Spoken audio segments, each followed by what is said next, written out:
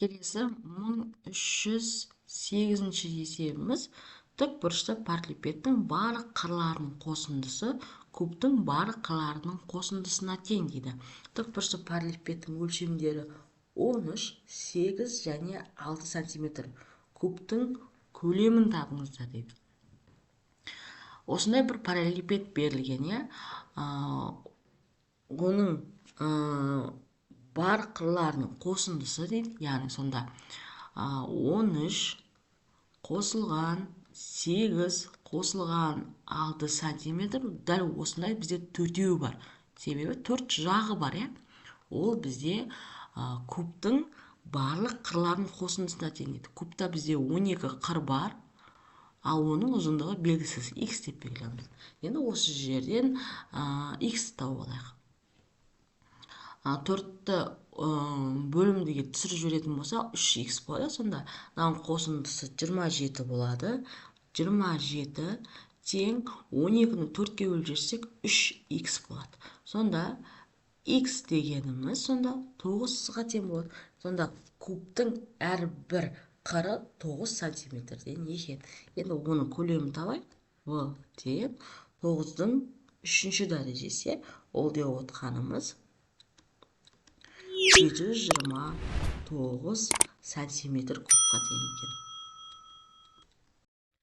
Келесі 1309 есепте кесілген фигураның қайсы кубтың жазбасы бола алады дейді. Біріншісін көрейік. Біріншісінде былай мына жерден бүктейтін болсақ, мынау жаны болады, мынау төбесіне кететін болса, мынау жанына келеді, мынау біріншісі бізде болады екен. Екіншісі және үшіншісі болмайды. Одан кейінгісіне қарайық, бұл да бізде болады. Келесі 1310 есебіміз. Тікбұрышты параллелепипедтің барлық қырларының қосындысы 112 сантиметрге тең. Яғни ұзындығын А дейік, енін В дейік, С деп биіктігін алайық. Дәл осындайдан бізде параллелепипедте төртеуі бар, ол тең екен 112 сантиметрге.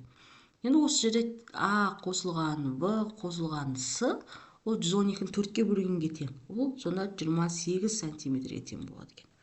Енді есептің шарты бойынша оның ұзындығы мен биіктігінің қосындысы. А деп отқанымыз ұзындық, биіктікті біз С деп алдық. Ол тең бізде 19 сантиметрге тең. Ал биіктігі С болса, ені В болды. Ол тең болады бізде 13 сантиметрге. Енді тіктөртбұрыштың параллелепипедтің көлемін табыңыздар дейді. Енді осы екеуін қосып алайықшы.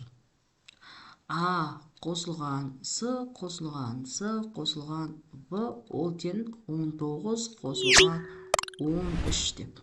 Енді осы жерде А, В, С, осы үшеуінің қосындысы бізде 28-ге тең дедік, орнына апарып қойғыз. 28 қосылғанына өзіміздің С-мызды жазамыз тең. Ал 19 пен 13-тің қосындысы бізде 32-ге тең болады. Енді осы жерде сын тауып алатын болсақ, 32-ден 28-ді азайтамыз, ол тең болады 4-ке. Сыны тауып ал, енді басқа қабырғаны таба аламыз.